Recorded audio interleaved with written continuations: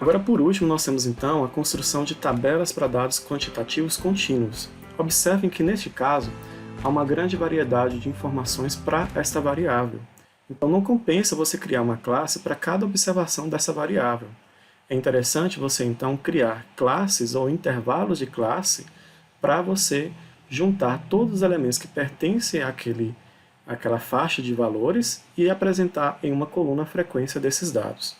Por exemplo, aqui nessa tabela nós temos essa classe que vai organizar as idades dos clientes de uma determinada loja que estão no intervalo de 18 para 23 anos. Né? E aí, nesse caso, nós temos 12 observações.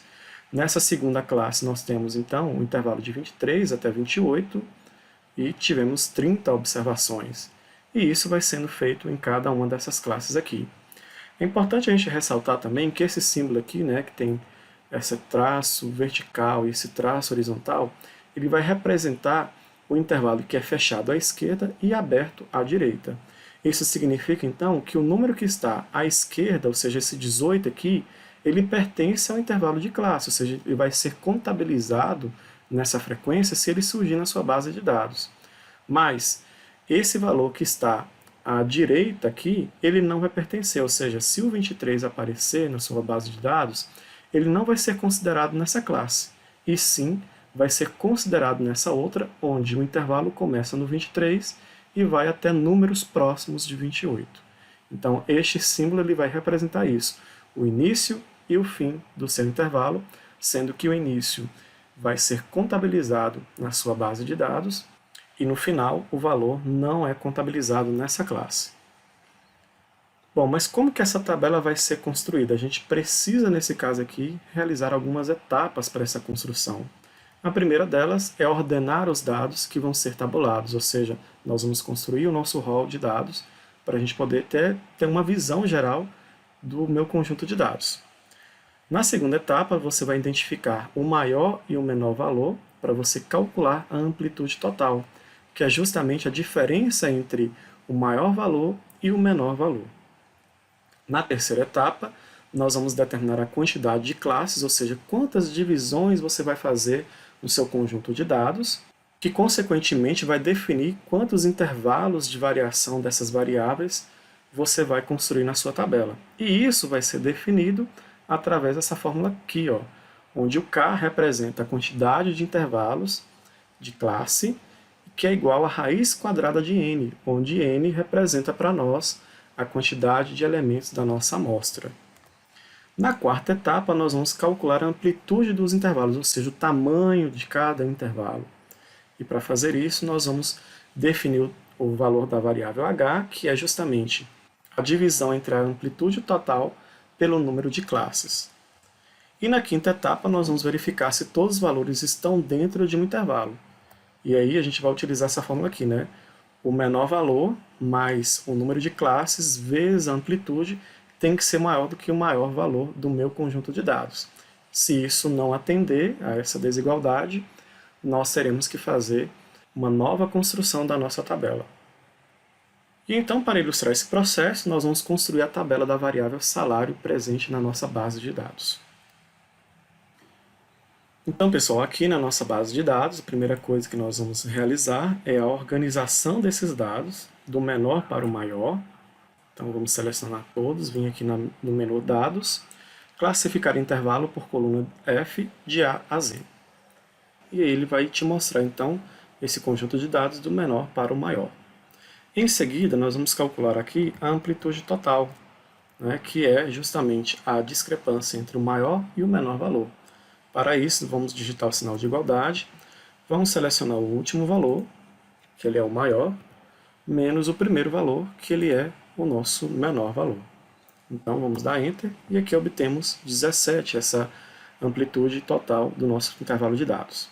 Em seguida, vamos determinar a quantidade de classes, que é representada pela variável k, e ela é dada pela raiz quadrada, né? Ou seja, igual à raiz do total de valores que eu tenho no meu conjunto de dados, que no caso são 36. Então, para determinar esse valor, vamos digitar esse comando aqui, e como já sabemos, é igual a 6. Em seguida, vamos determinar a amplitude de cada intervalo, que é representada pela variável h, e ela é a razão entre a amplitude total, vou clicar aqui no 17, dividido pelo número de intervalos de classe, então vou clicar aqui no 6 e vou dar Enter. Vai ter esse resultado aqui ao final. E aí, o tamanho, né, desses intervalos nós vamos aproximar. Nesse caso aqui, vamos aproximar para mais, e aí cada intervalo vai ter o tamanho igual a 3. Bom, e por último, vamos verificar, né, se todo o meu conjunto de dados estão dentro dos intervalos que vão ser construídos aqui. Como visto lá, nós vamos fazer, então, um cálculo que vai ser o menor valor mais a quantidade de classes vezes a amplitude de intervalos, e temos que observar se isso tudo é maior do que o maior valor do meu conjunto de dados. Então, olha só, vamos digitar aqui igual, vamos pegar o nosso menor valor, vamos somar com o produto entre o valor de K e o valor de H, e vamos dar Enter. E aí veja então que o limite superior do meu último intervalo vai ser 22, que é justamente maior do que o meu maior valor do conjunto de dados. Então isso quer dizer que todos os meus valores do meu conjunto de dados vão estar presentes dentro dos intervalos de classe que vão ser construídos. Uma observação aqui, pessoal, é o seguinte: se o valor de K aqui tivesse sido um valor aproximado, nós deveríamos também aproximar esse valor para um número inteiro, assim como foi feito com o valor de H aqui durante esse processo. Então agora nós vamos construir a nossa tabela. Na primeira coluna nós vamos informar os intervalos de classe, a frequência simples, a frequência relativa simples, vamos determinar também aqui a frequência acumulada e a frequência relativa acumulada durante esse processo. E agora, para construir os nossos intervalos de classe, nós vamos fazer o seguinte: aqui o primeiro intervalo de classe ele vai iniciar então no menor valor do meu conjunto de dados, que é o 4. Então, esse 4 vai ser o início. Como tem que ter uma amplitude de intervalo igual a 3, então o máximo valor tem que ser próximo de 7. Então, esse primeiro intervalo vai de 4 até 7. Para o próximo intervalo, nós já vamos considerar o 7 como um valor que pertence a esse intervalo e que ele deve variar até 10, né? Que é justamente atendendo à amplitude do meu intervalo. Em seguida, então, ele vai do 10 até o 13, do 13 ao 16, do 16 ao 19 e do 19 ao 22, sendo esse o nosso último intervalo. E aqui temos, então, o total. E agora, então, vamos determinar a frequência de cada um desses intervalos que foram construídos aqui anteriormente. Vejam que a primeira classe aqui é formada por valores que estão no nosso conjunto de dados e que são menores do que 7. Né? Então, bastaria a gente colocar essa condição aqui, né? Dada pelo comando igual a cont.se. E aí nós vamos, então, selecionar o nosso conjunto de dados, do primeiro até o último, digitamos ponto e vírgula, e a condição em seguida, que vai ser os números menores do que 7. Fechamos o parênteses e dá Enter ao final, onde ele observa que tem 7 valores que são menores do que 7 e que pertencem a esse intervalo aqui. E no segundo intervalo de classe, percebam que o valor tem que ser maior ou igual a 7 e menor do que 10. Nesse caso, nós vamos usar um outro comando que é igual cont.ses, vou clicar nele aqui para ele copiar a sintaxe desse comando. Vamos primeiramente selecionar o nosso conjunto de dados e informar a primeira condição, que é o número ser maior ou igual a 7. Em seguida, veja que eu estou separando as informações por ponto e vírgula. Eu vou selecionar novamente o meu conjunto de dados, pois ele tem que observar também quando esse conjunto de dados apresenta um resultado ou valores que são menores do que 10. E aí, fechamos o parênteses e damos Enter. Então, nós temos 11 valores que pertencem a esse intervalo, onde neste intervalo são números que são maiores ou iguais a 7 e menores do que 10. No terceiro intervalo é o mesmo processo, igual cont.ses, vou clicar aqui nele, seleciono minha base de dados, Informo que ele deve pesquisar os valores que são maiores ou iguais a 10 e que novamente nessa mesma base de dados ele deve pesquisar os valores que são menores do que 13. Fecha parênteses e dá Enter. Na quarta classe, do mesmo modo, igual conte.ss, clica aqui no comando, seleciona a sua base de dados, informa que ele deve pesquisar os valores que são maiores ou iguais a 13, seleciona novamente a sua base de dados,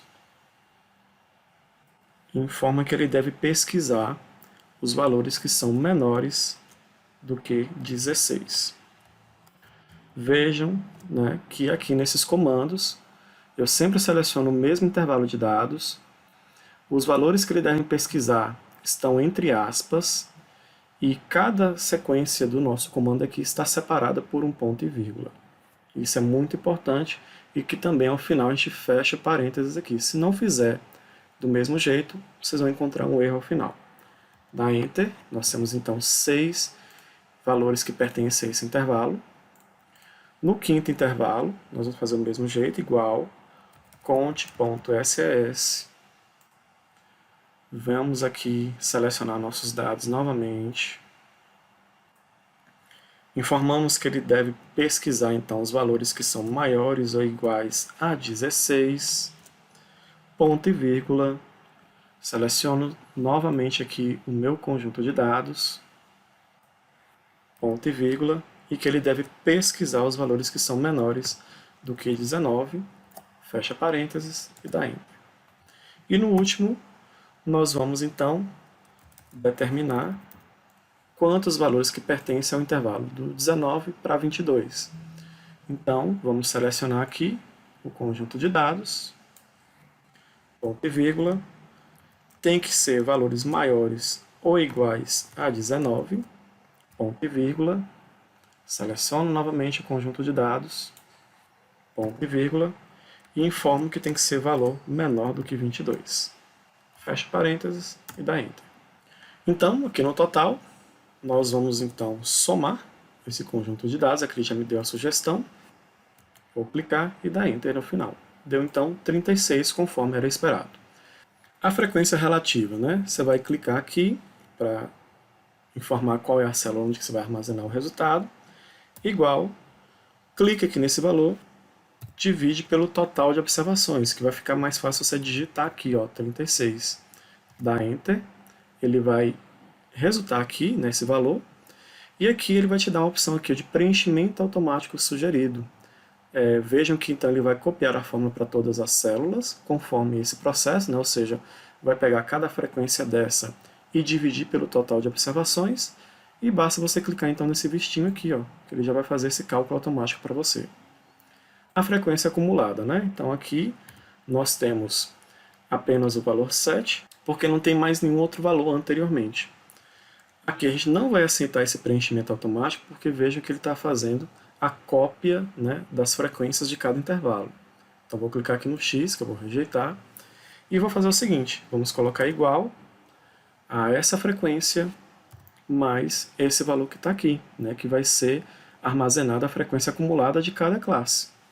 Então vamos dar Enter, aqui deu 18, e podemos pegar aqui, ó, selecionar esse valor, essa célula, clicar aqui na alça de preenchimento automático e arrastar até o último valor aqui, onde vocês observam que ele vai fazendo a soma acumulativa aqui, e no final, aqui dessa sexta classe, nós teremos o total de observações do nosso conjunto de dados. A frequência relativa acumulada, do mesmo processo, só que nós vamos utilizar aqui os valores da frequência relativa, então eu vou digitar igual e clicar neste valor aqui, para ele recuperar a frequência relativa dessa classe. Em seguida, eu vou rejeitar aqui, que essa fórmula não está do jeito que a gente precisa. Em seguida, eu vou digitar igual, vou clicar nessa frequência relativa dessa classe e somar com o valor anterior aqui. Então, vamos dar Enter e vamos obter esse valor aqui, 0,5. Vou selecionar essa célula, clicar aqui na alça de preenchimento automático, seguro e arrasto o botão esquerdo do mouse e solto. E vejo então que aqui no final deu 1, que é justamente a soma de todas as frequências relativas dessa nossa tabela. Então aqui está construída a nossa tabela de frequência relativa simples, a frequência simples, né, a frequência acumulada e a frequência relativa acumulada. Podemos ainda incluir, né, nessa nossa tabela as frequências percentuais, que é justamente transformar as frequências relativas em porcentagem, além também de colocar as frequências percentuais acumuladas.